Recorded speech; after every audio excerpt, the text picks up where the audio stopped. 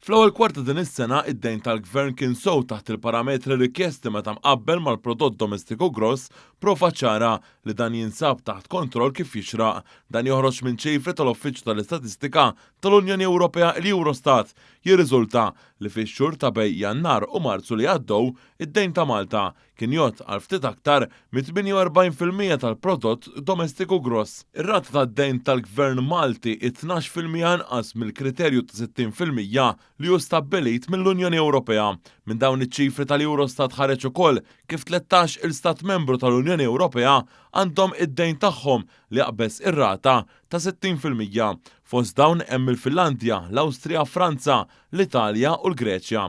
Sanittant statistika oħra mill-Eurostat turi kif fl-ewwel kwarta din is-sena il-finanza l-Gvern irreġistraw surplus ta' 2.4% meta mqabbel mal-kwart ta' qabel.